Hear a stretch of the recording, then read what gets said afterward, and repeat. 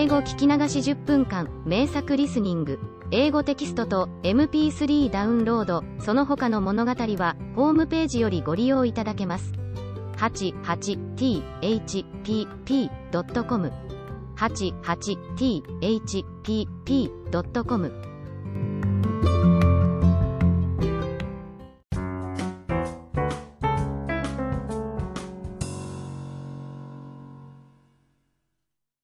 The Happy Prince. High above the city, on a tall column, stood the statue of the Happy Prince. He was gilded all over with thin leaves of fine gold, for eyes he had 2 bright sapphires, and a large red ruby glowed on his sword hilt. He was very much admired indeed. He is as beautiful as a weathercock, remarked one of the town councillors who wished to gain a reputation for having artistic tastes, only not quite so useful, he added, fearing lest people should think him unpractical, which he really was not. "Why can't you be like the Happy Prince?" asked a sensible mother of her little boy who was crying for the moon. "The Happy Prince never dreams of crying for anything." "I am glad there is someone in the world who is quite happy," muttered a disappointed man as he gazed at the wonderful statue. "He looks just like an angel," said the charity children as they came out of the cathedral in their bright scarlet cloaks and their clean white pinafores. "How do you know?" said the mathematical master. "You have never seen one." "Ah. But we have, in our dreams," answered the children, and the mathematical master frowned and looked very severe, for he did not approve of children dreaming. One night there flew over the city a little swallow. His friends had gone away to Egypt 6 weeks before, but he had stayed behind, for he was in love with the most beautiful reed. He had met her early in the spring as he was flying down the river after a big yellow moth, and had been so attracted by her slender waist that he had stopped to talk to her. "Shall I love you?" said the swallow, who liked to come to the point at once, and the reed made him a low bow. So he flew round and round her, touching the water with his wings, and making silver ripples. This was his courtship, and it lasted all through the summer. "It is a ridiculous attachment," twittered the other swallows. "She has no money, and far too many relations," and indeed the river was quite full of reeds. Then, when the autumn came, they all flew away. After they had gone he felt lonely, and began to tire of his lady-love. "She has no conversation," he said, "and I am afraid that she is a coquette, for she is always flirting with the wind. And certainly, whenever the wind blew, he made the most graceful curtsies. I admit that she is domestic," he continued, "but I love traveling, and my wife, consequently, should love traveling also. Will you come away with me?" he said finally to her, but the reed shook her head, she was so attached to her home.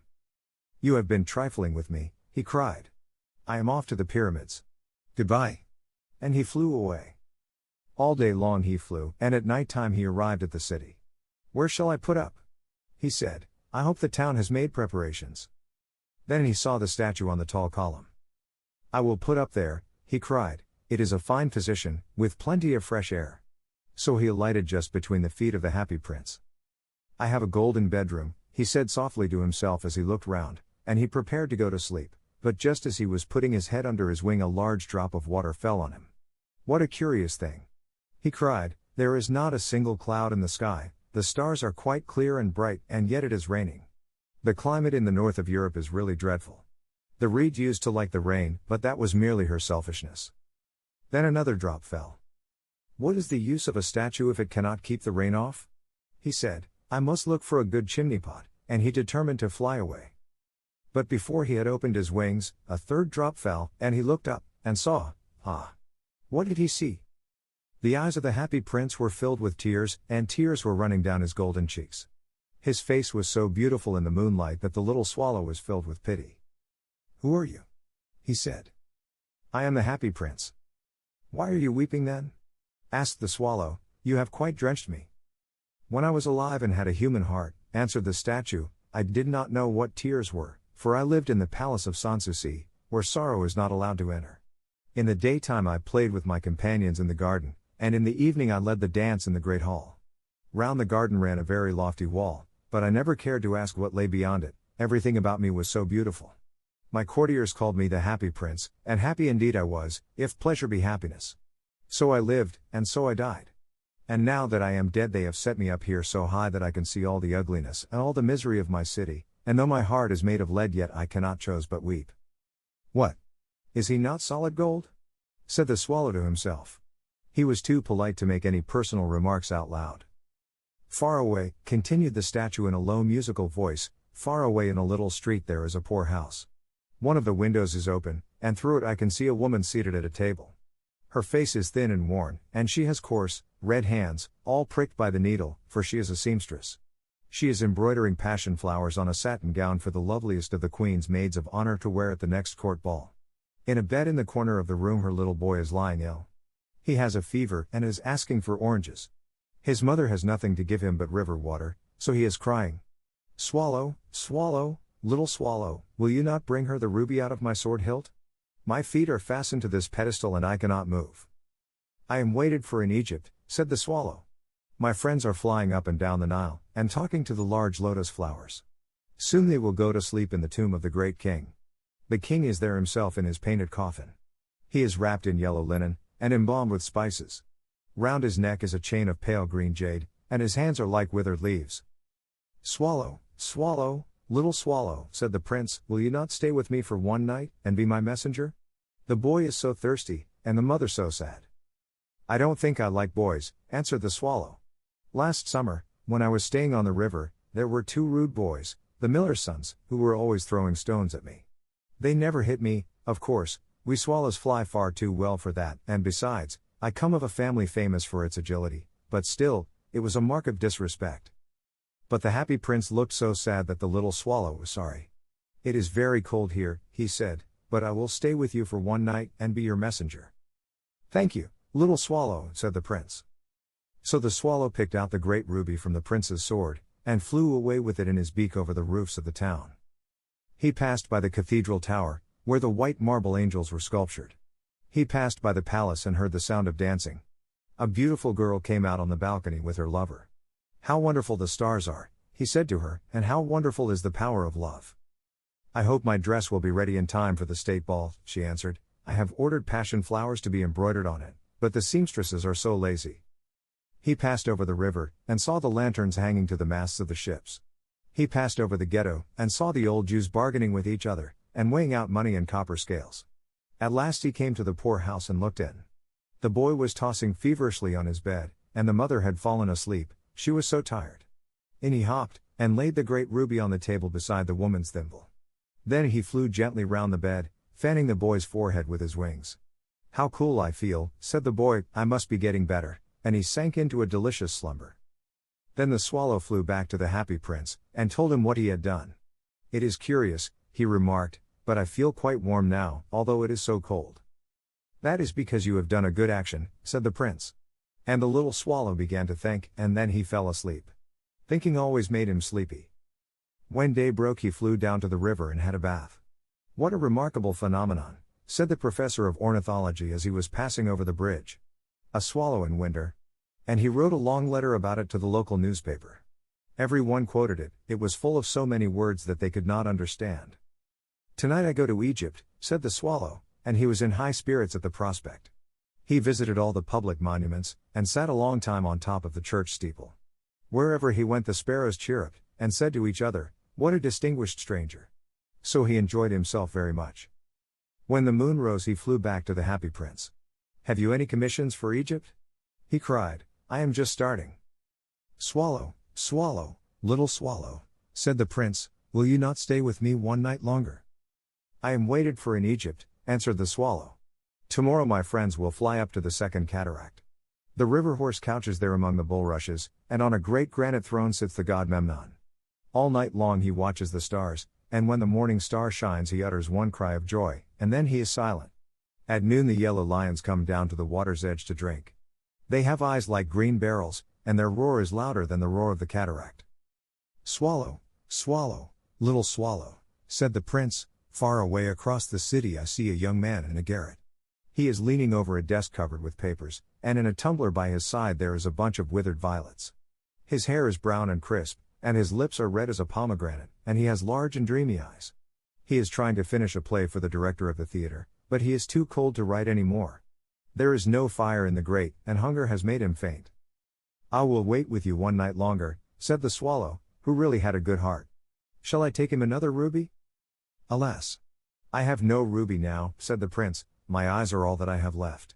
They are made of rare sapphires, which were brought out of India 1,000 years ago. Pluck out one of them and take it to him. He will sell it to the jeweler and buy food and firewood, and finish his play. Dear Prince, said the swallow, I cannot do that, and he began to weep. Swallow, swallow, little swallow, said the prince, do as I command you. So the swallow plucked out the prince's eye, and flew away to the student's garret. It was easy enough to get in, as there was a hole in the roof. Through this he darted, and came into the room. The young man had his head buried in his hands, so he did not hear the flutter of the bird's wings, and when he looked up he found the beautiful sapphire lying on the withered violets. I am beginning to be appreciated, he cried, this is from some great admirer. Now I can finish my play, and he looked quite happy. The next day the swallow flew down to the harbor. He sat on the mast of a large vessel and watched the sailors hauling big chests out of the hold with ropes. Heave ahoy! They shouted as each chest came up. I am going to Egypt, cried the swallow, but nobody minded, and when the moon rose he flew back to the happy prince. I am come to bid you goodbye, he cried. Swallow, swallow, little swallow, said the prince, will you not stay with me one night longer? It is winter, answered the swallow, and the chill snow will soon be here.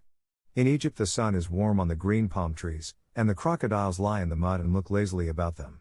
My companions are building a nest in the temple of Baalbek, and the pink and white doves are watching them, and cooing to each other.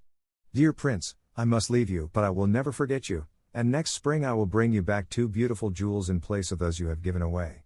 The ruby shall be redder than a red rose, and the sapphire shall be as blue as the great sea. In the square below, said the happy prince, there stands a little match girl. She has let her matches fall in the gutter, and they are all spoiled. Her father will beat her if she does not bring home some money, and she is crying. She has no shoes or stockings, and her little head is bare. Pluck out my other eye, and give it to her, and her father will not beat her. I will stay with you one night longer, said the swallow, but I cannot pluck out your eye. You would be quite blind then. Swallow, swallow, little swallow, said the prince, do as I command you. So he plucked out the prince's other eye, and darted down with it. He swooped past the match girl, and slipped the jewel into the palm of her hand. What a lovely bit of glass, cried the little girl, and she ran home, laughing. Then the swallow came back to the prince. You are blind now, he said, so I will stay with you always. No, little swallow, said the poor prince, you must go away to Egypt. I will stay with you always, said the swallow, and he slept at the prince's feet. All the next day he sat on the prince's shoulder, and told him stories of what he had seen in strange lands.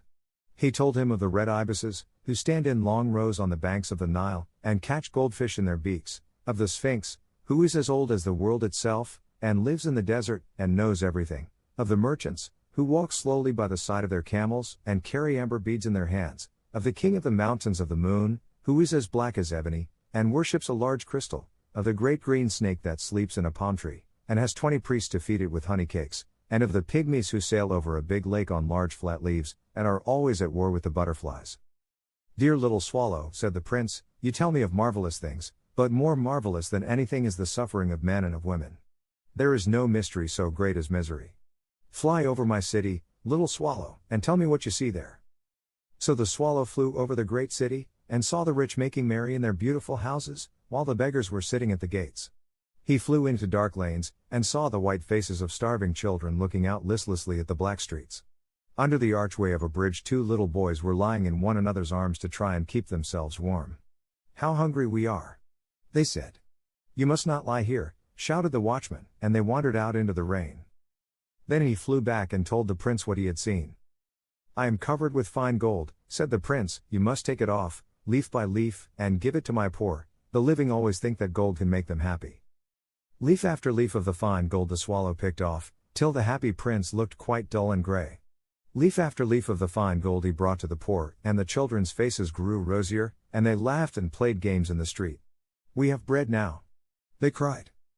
Then the snow came, and after the snow came the frost. The streets looked as if they were made of silver, they were so bright and glistening, long icicles like crystal daggers hung down from the eaves of the houses, everybody went about in furs, and the little boys wore scarlet caps and skated on the ice.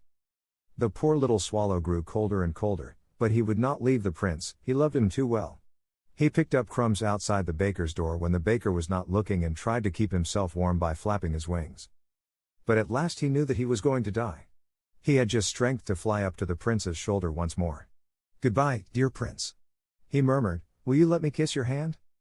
I am glad that you are going to Egypt at last, little swallow, said the prince, you have stayed too long here, but you must kiss me on the lips, for I love you. It is not to Egypt that I am going, said the swallow. I am going to the house of death. Death is the brother of sleep, is he not? And he kissed the happy prince on the lips and fell down dead at his feet. At that moment a curious crack sounded inside the statue, as if something had broken. The fact is that the leaden heart had snapped right in two. It certainly was a dreadfully hard frost. Early the next morning the mayor was walking in the square below in company with the town councillors. As they passed the column he looked up at the statue. Dear me! How shabby the happy prince looks! He said. How shabby indeed! Cried the town councillors, who always agreed with the mayor, and they went up to look at it.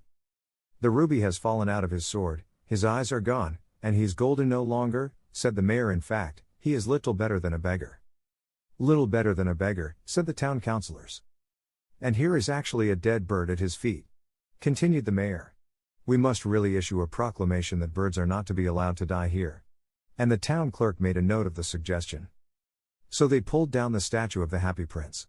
As he is no longer beautiful, he is no longer useful, said the art professor at the university. Then they melted the statue in a furnace, and the mayor held a meeting of the corporation to decide what was to be done with the metal.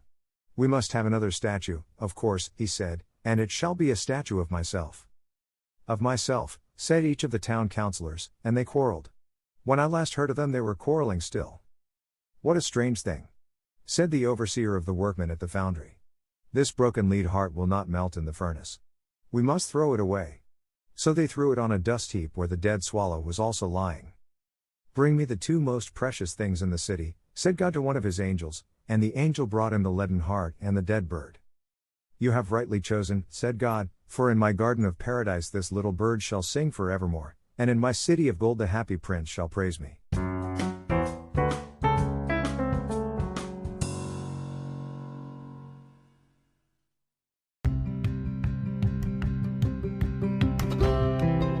英語聞き流し10分間、名作リスニング、英語テキストと MP3 ダウンロード、その他の物語は、ホームページよりご利用いただけます。88thpp.com 88thpp.com